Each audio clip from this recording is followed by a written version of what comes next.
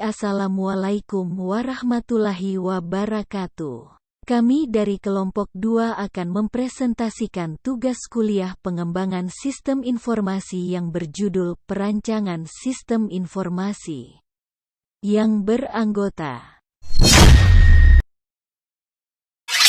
Yuk nonton videonya. Perancangan sistem informasi. Perancangan sistem berarti aktivitas penentuan, perencanaan, pemilihan, dan pengaturan dari manusia, peralatan, prosedur, serta aliran kerja.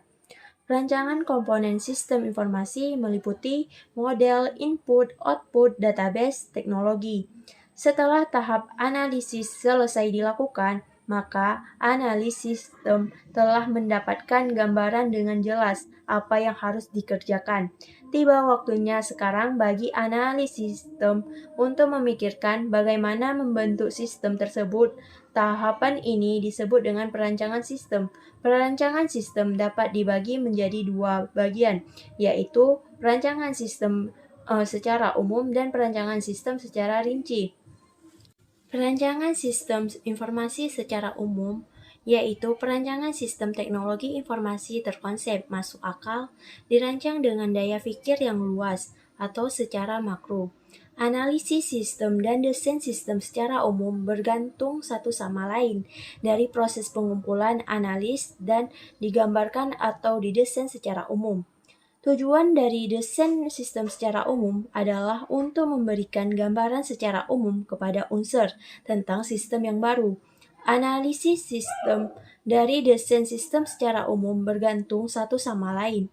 Studi menunjukkan bahwa apa yang dikumpulkan, dianalisis, dan dimodelkan selama fase analisis menyediakan dasar bagi desain sistem secara umum untuk dibuat.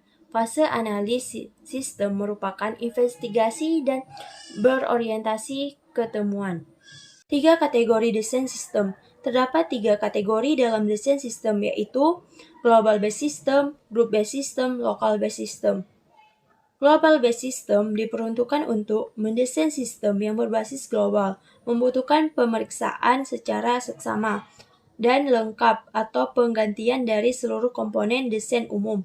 Beberapa tipe perubahan yang umum adalah: yang pertama, output yang lama, yang kedua, proses baru dibuat, yang ketiga, input diambil dari peralatan scan, yang keempat, database hierarki lama diubah ke database relasional baru dengan standar bahasa query. Yang kelima, kontrol yang bervariasi diinstal, termasuk UPS, DRP, peralatan enskripsi, dan peralatan kontrol akses biometri.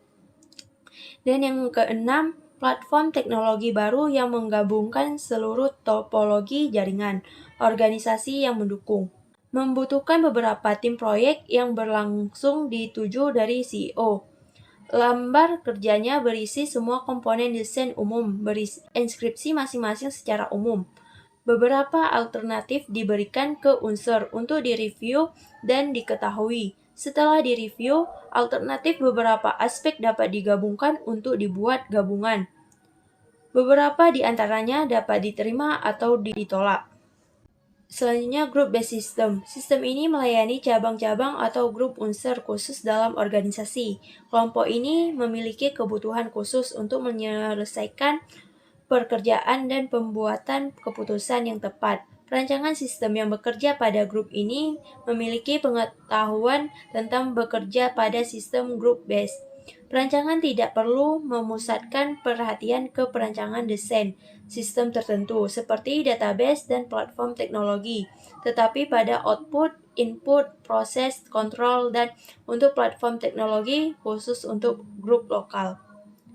Dan selanjutnya, local based system. Sistem ini khusus didesain untuk beberapa orang, sering 1 atau 2, untuk aplikasi khusus tambahan. Unsur memiliki PC dan ia dirancang untuk memiliki sistemnya. Professional sistem umumnya dipakai untuk bekerja sama dengan unsur, menganalisis, mendesain, mengevaluasi sistem yang berbeda, melihat satu, dan mengimplementasikan dengan menggunakan jaringan dan pendukungnya.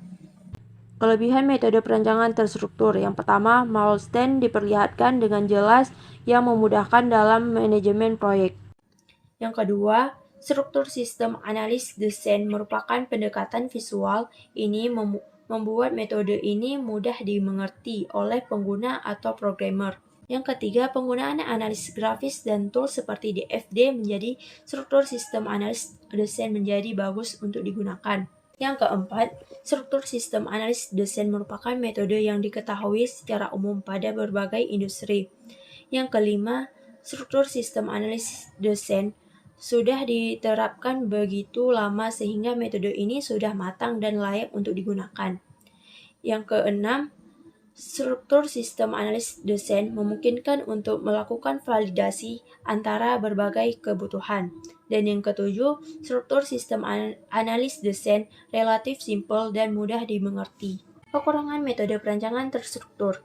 Yang pertama, struktur sistem analis desain berorientasi utama pada proses, sehingga mengabaikan kebutuhan non-fungsional. Yang kedua, sedikit sekali manajemen langsung terkait dengan struktur sistem analisis desain. Yang ketiga, prinsip dasar struktur sistem analis desain merupakan pengembangan non-iteratif atau waterfall, akan tetapi kebutuhan akan berubah pada setiap proses. Yang keempat, interaksi antara analis atau pengguna tidak komprehensif karena sistem telah didefinisikan dari awal sehingga tidak adaptif terhadap perubahan atau kebutuhan-kebutuhan baru. Yang kelima, selain dengan menggunakan desain logik dan DFD, tidak cukup tool yang digunakan untuk mengkomunikasikan dengan pengguna, sehingga sangat sulit bagi pengguna untuk melakukan evaluasi. Yang keenam, pada SAAD, sulit sekali untuk memutuskan ketika ingin menghentikan dekomposisi dan nilai membuat sistem. Yang ketujuh, struktur sistem analis desain tidak selalu memenuhi kebutuhan pengguna. Dan yang ke-8, struktur sistem analis desain tidak dapat memenuhi kebutuhan terkait bahasa pemrograman berorientasi objek, karena metode ini memang didesain untuk mendukung bahasa pemrograman terstruktur, tidak berorientasi pada objek. Rapid Application Development atau RAD adalah sebuah proses perkembangan perangkat lunak sekuensial linear yang menekan siklus perkembangan dalam waktu yang singkat. RAD menggunakan metode iteratif atau berulang dalam mengembangkan sistem, di mana model bekerja sistem dikonstruksikan di awal tahap pengembangan dengan tujuan menetapkan kebutuhan pengguna dan selanjutnya akan disingkirkan. Kelebihan RAD: yang pertama, penghematan waktu dalam keseluruhan fase proyek dapat tercapai. Yang kedua, RAD mengurangi seluruh kebutuhan yang berkaitan dengan biaya proyek dan sumber daya manusia. Yang ketiga, RAD sangat membantu pengembangan aplikasi yang berfokus pada waktu penyelesaian proyek. Yang keempat, perubahan desain sistem dapat lebih berpengaruh dengan cepat dibandingkan dengan pendekatan SDLC tradisional. Yang kelima, sudut pandang user disajikan dalam sistem akhir, baik melalui fungsi-fungsi sistem atau antarmuka pengguna. Yang keenam, RAD menciptakan rasa kepemilikan yang kuat di antara seluruh pemangku kebijakan proyek. Kekurangan dari RAD. Ada beberapa kekurangan dari RAD, yaitu yang pertama, dengan metode RAD, penganalisis berusaha mempercepat proyek dengan terburu-buru. Yang kedua, kelemahan yang berkaitan dengan waktu dan perhatian terhadap detail. Aplikasi dapat diselesaikan secara lebih cepat, tetapi tidak mampu mengarahkan penekanan terhadap permasalahan-permasalahan perusahaan yang seharusnya diarahkan. Yang ketiga, RAD menyulitkan programmer yang tidak berpengalaman menggunakan perangkat ini, di mana programmer dan analis dituntut untuk menguasai kemampuan-kemampuan baru. Sementara pada saat yang sama, mereka harus bekerja mengembangkan sistem. Perancangan terstruktur. Konsep perancangan terstruktur adalah pendekatan yang secara berurutan atau aktivitas mentransformasikan suatu hasil analis dalam suatu perencanaan untuk dapat diimplementasikan. Konsep perencanaan sistem terstruktur ini digunakan dalam mengembangkan sistem informasi untuk menghasilkan produk sistem yang memuaskan pemakainya. Melalui pendekatan terstruktur, permasalahan-permasalahan yang kompleks di organisasi ini dapat dipecahkan dan hasil dari sistem akan mudah untuk dipelihara. fleksibel, lebih memuaskan pemakainya, mempunyai dokumentasi yang baik, tepat pada waktunya, sesuai dengan anggaran biaya pembangunannya, dapat meningkatkan produktivitas dan kualitasnya akan lebih baik. Kegiatan perancangan terstruktur. Ada 4 kegiatan perancangan yang harus dilakukan, yaitu yang pertama, perancangan arsitektural. Perancangan arsitektural yaitu perancangan struktur model dengan mengacu pada model analisis yang sesuai dengan DFD. Langkah-langkah perancangan arsitektural adalah 1. Mengidentifikasi jenis aliran, 2. Menemukan batas-batas aliran, 3. Pemetaan menjadi struktur hierarki model, 4. Alokasi fungsi-fungsi yang harus ada pada modul-modul yang tepat. Yang kedua ada perancangan data. Perancangan struktur data yang dibutuhkan dan merancang basis data sesuai dengan model analisis yang sesuai ERD. Yang ketiga ada perancangan antarmuka. Perancangan antarmuka ini adalah perancangan antarmuka dengan pengguna, perancangan dengan antarmuka dengan sistem lain, dan antarmuka antar modul. Yang keempat ada perancangan prosedural. Perancangan setiap prosedural ini adalah perancangan yang setiap fungsi dengan menggunakan flowchart, algoritma, dan lain-lain. Perancangan sistem terperinci. Perancangan sistem terperinci merupakan kelanjutan dari perancangan sistem yang sebelumnya. Di dalam perancangan sistem terperinci, terdapat beberapa perancangan sistem lainnya. Di antaranya yaitu perancangan output. Perancangan output merupakan perancangan yang tidak dapat diabaikan, karena keluaran yang dihasilkan harus memudahkan setiap orang yang membutuhkannya. Pada perancangan output, terdapat 3 langkah-langkah perancangan. Yang pertama yaitu menentukan kebutuhan output dari sistem yang baru. Yang kedua, output yang dirancang dapat ditentukan dari DFD sistem baru yang telah dibuat. Yang ketiga yaitu menentukan parameter dari outputnya. Selanjutnya, perancangan input. Perancangan input merupakan awal dimulainya suatu proses sistem, di mana data mentah dimasukkan untuk diolah menjadi sebuah informasi. Pada perancangan input juga terdapat 3 langkah-langkah perancangan. Yang pertama, menentukan kebutuhan input dari sistem yang baru. Input ini dapat ditunjukkan oleh arus data dari suatu kesatuan luar ke suatu proses dan bentuk tampilan input yang ditunjukkan oleh suatu proses pemasukan data. Yang kedua yaitu input yang akan dirancang dapat ditentukan dari DFD sistem baru yang telah dibuat. Yang ketiga, menentukan parameter dari inputnya. Bentuk dari input, dokumen dasar, atau bentuk isiannya yaitu berupa sumber input, jumlah input, volume input, dan periode input.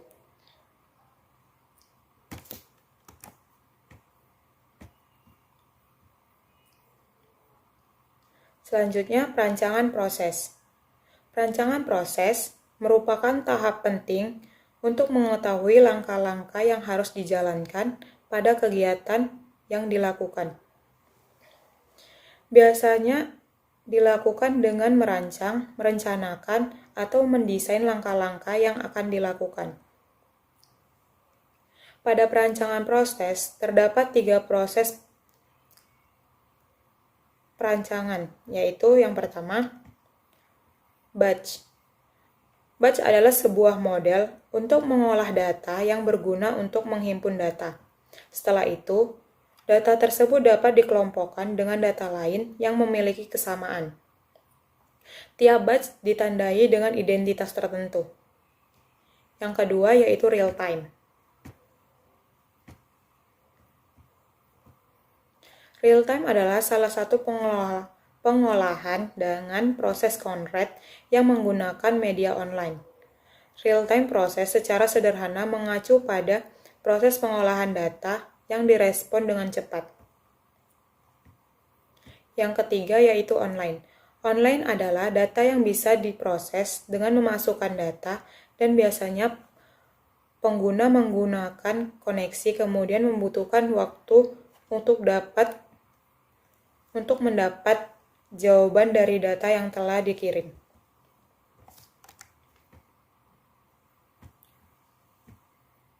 Selanjutnya yaitu ada perancangan database. Penerapan database dalam sistem informasi disebut dengan database system. Sistem basis data atau database system ini adalah suatu sistem informasi yang mengintegrasikan kumpulan dari data yang saling berhubungan satu dengan yang lainnya. Di dalam perancangan database terdapat beberapa tipe data. Yang pertama yaitu file master, atau yang biasa disebut juga dengan file induk. File ini digunakan untuk menyimpan data dari sistem informasi tertentu secara lengkap dan dipelihara secara teratur. File ini merupakan file utama dari file-file yang lainnya. Selanjutnya yaitu file input atau transaksi. Digunakan untuk merekam data hasil transaksi. File ini juga berisi informasi yang digunakan untuk memperbaharui file master. Yang ketiga yaitu file laporan atau report file. Biasa disebut juga dengan file output. Berisi informasi sementara yang akan ditampilkan sebagai laporan. File laporan yaitu file yang berisi data yang dibuat untuk laporan atau keperluan user.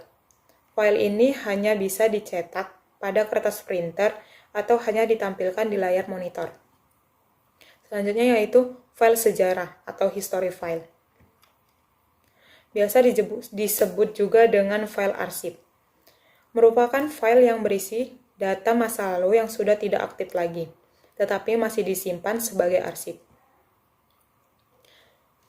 Kemudian file library atau berkas pustaka, yaitu file yang digunakan untuk penyimpanan program aplikasi, program utilitas, atau program lainnya. File ini bersifat tetap yang merupakan file sempurnanya dari dump file. Selanjutnya yaitu file backup atau file pelindung. File pelindung merupakan salinan dari file-file yang masih aktif di dalam basis data pada suatu saat tertentu. File ini digunakan sebagai cadangan atau pelindung apabila file basis data yang aktif mengalami kerusakan atau hilang. Yang terakhir yaitu file kerja. File kerja disebut juga dengan file sementara. File ini dibuat oleh suatu proses program secara sementara karena memori selama proses akan dihapus bila proses telah usai. Proses perancangan database. Database merupakan salah satu komponen yang penting di sistem informasi, karena berfungsi sebagai basis penyedia informasi bagi para pemakainya. Pemanfaatan database memungkinkan untuk dapat menyimpan data atau melakukan perubahan dan menampilkan kembali data tersebut dengan cepat dan mudah. Langkah-langkah perancangan database secara umum ada dua, yaitu 1. Menentukan kebutuhan file database untuk sistem baru. File yang dibutuhkan dapat ditentukan dari Rapid Application Development sistem baru yang telah dibuat. 2. Menentukan parameter dari file database. Tipe dari file, ada file induk, file transaksi, file sementara, dan lain sebagainya. Media file ada hard disk, disket, atau pita magnetik. Organisasi dari file, apakah file tradisional, yaitu file urut, atau file akses langsung, atau organisasi database, yaitu struktur berjenjang jaringan atau hubungan.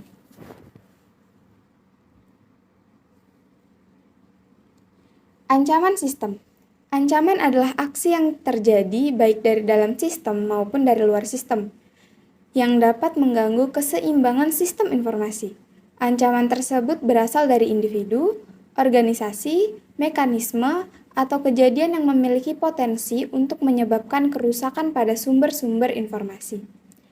Ancaman sistem diantaranya kesalahan manusia atau lalai kurang pelatihan, lalu perangkat lunak yang bersifat merusak atau menipu, penyadapan, pengaksesan yang tidak sah, perubahan atau kehilangan database, serta kegagalan landasan teknologi. Lalu yang terakhir ada jenis kontrol. Jenis kontrol terbagi 3. Yang pertama pencegahan. Pengendalian pencegahan dimaksudkan untuk mencegah terjadinya suatu kesalahan. Pengendalian ini dirancang untuk mencegah hasil yang tidak diinginkan sebelum kejadian itu terjadi. Pengendalian pencegahan berjalan efektif apabila fungsi atau personal melaksanakan perannya dengan baik. Yang kedua, pendeteksian. Pengendalian deteksi dimaksudkan untuk mendeteksi suatu kesalahan yang telah terjadi. Pengendalian deteksi biasanya lebih mahal daripada pengendalian pencegahan. Namun tetap dibutuhkan dengan alasan pengendalian deteksi dapat mengukur efektivitas pengendalian pencegahan. Beberapa kesalahan tidak dapat secara efektif dikendalikan melalui sistem pengendalian pencegahan, sehingga harus ditangani dengan pengendalian deteksi ketika kesalahan tersebut terjadi. Yang terakhir, pengkoreksian. Pengendalian koreksi melakukan koreksi masalah-masalah yang teridentifikasi oleh pengendalian deteksi. Tujuannya adalah supaya kesalahan yang telah terjadi tidak terulang kembali. Tujuannya agar keberadaan sistem setelah diimplementasikan dapat memiliki keandalan dalam mencegah kesalahan, kerusakan, serta kegagalan proses sistem.